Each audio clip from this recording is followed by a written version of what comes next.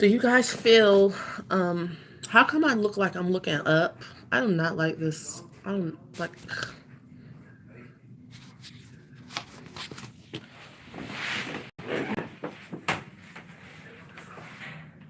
do you guys feel like you're high without actually like being high with this transit?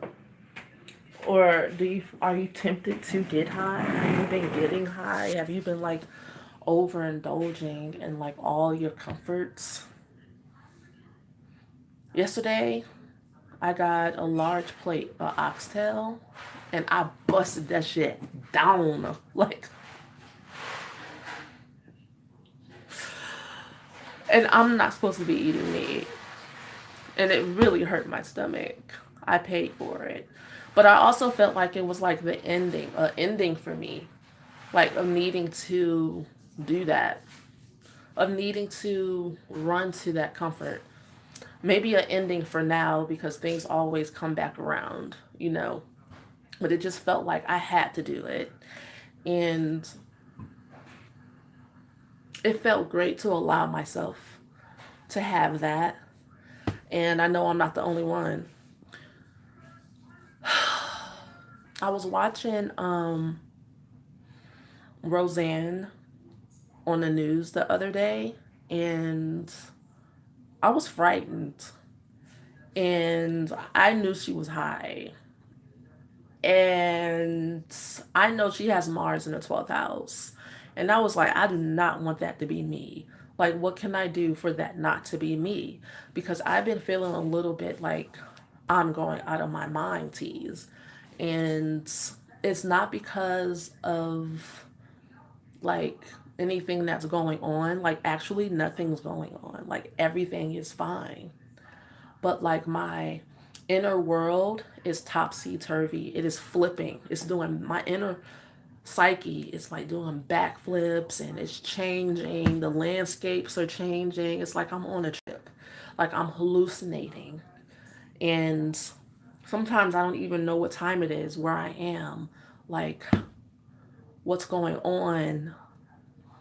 And all I can do is like hold myself. Like all I can do is just like and pray, you know, and just try to deepen my relationship with spirit. Um, and also, I did a reading for myself in the middle of the week that told me to just keep going. I pulled the Queen of Swords, and the Seven of Wands, and I pulled it from my Babylonian tarot deck, and both of those cards have Ishtar in them. And Ishtar is a triple goddess. And the Seventh of Wands was the story of her and Erishkigal. Okay, and Erishkigal is her sister, who is the queen and goddess of the underworld. And Erishkigal did not want her sister, who has conquered heaven and earth, to come down to hell, to the underworld, and conquer that too. So she was like, if you're going to come down here, then you're going to do what I say, how I say it. And she didn't expect for Ishtar to accept the challenge to strip herself of all her clothing, her protection, her self. It's a symbology of her true self. Her lapis lazuli, you know, like everything that she had, she came down through the gates of hell, or up through the gates of heaven and down through the gates of hell. And she was naked by the time she reached the rich goal, and the rich goal was like, kill her. You know, now you're here, you have to abide by my rules. Anybody that comes down here does not leave.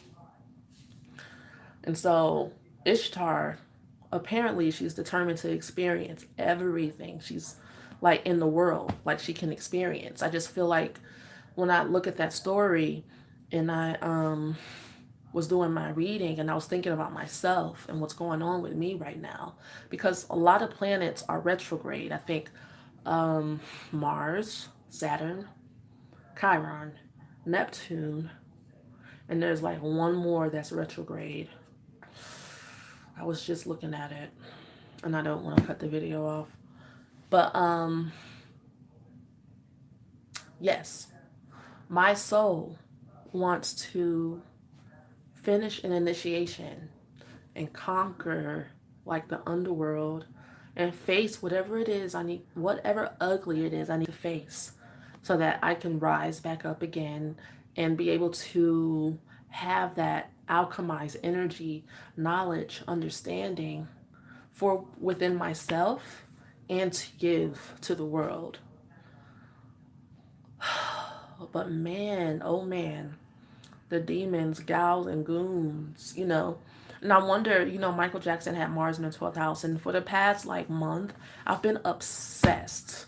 You know, I've always been obsessed, but I've been obsessed with studying his videos before his vitiligo really took hold. Watching his videos when he was happy to perform, and watching his videos to where he didn't want to anymore. It wasn't fun for him anymore. And just looking at his patterns, his psychological patterns, and how open he was with people about things that, you know, the world wasn't ready and capable of understanding his need for healing his inner child, and he didn't understand it either. So he just sounded crazy to people. And there's a need to for people who are 12th housers to protect those wounds. Don't let people into your underworld who cannot be trusted.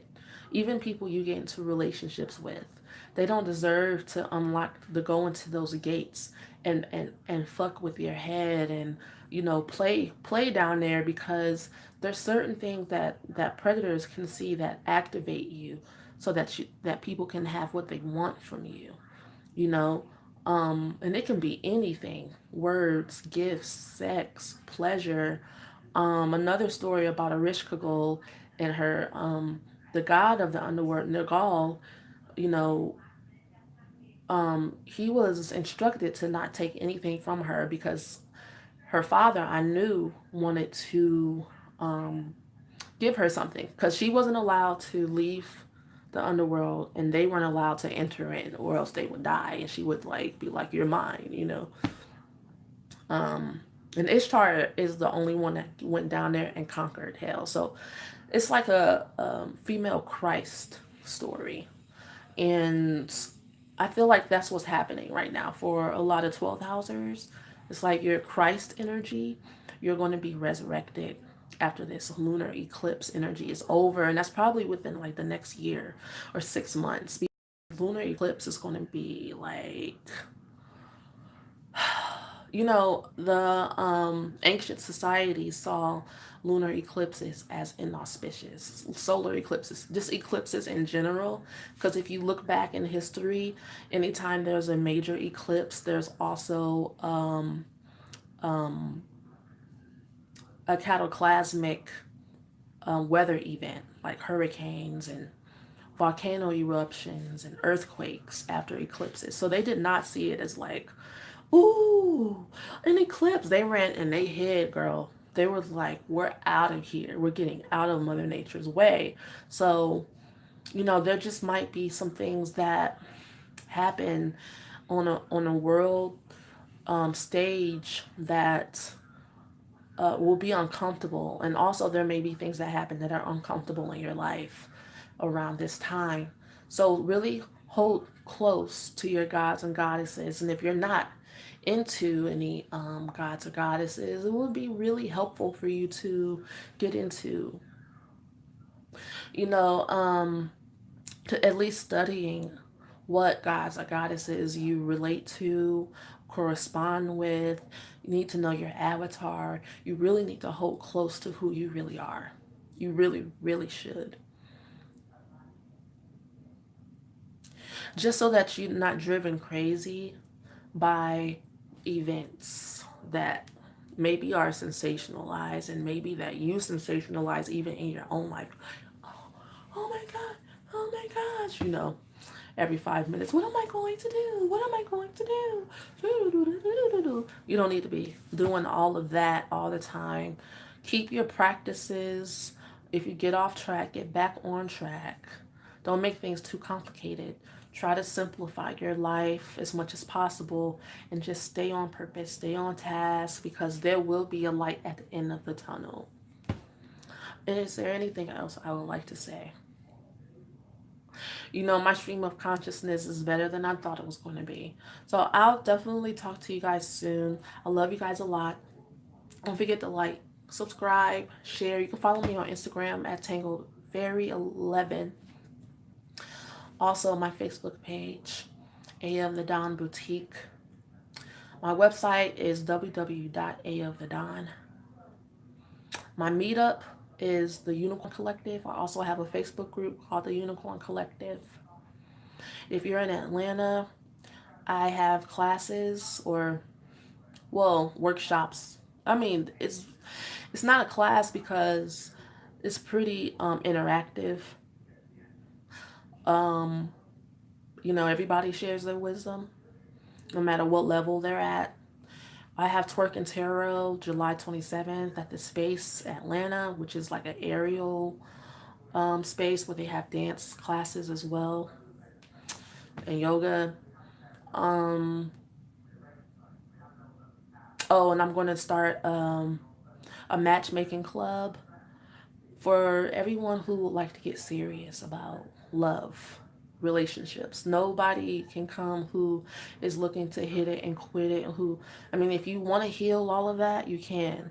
But this is for people who are serious about relationships. It's called the Cosmic Wooing Astrology Club. Okay, I'll talk to you guys soon. Bye.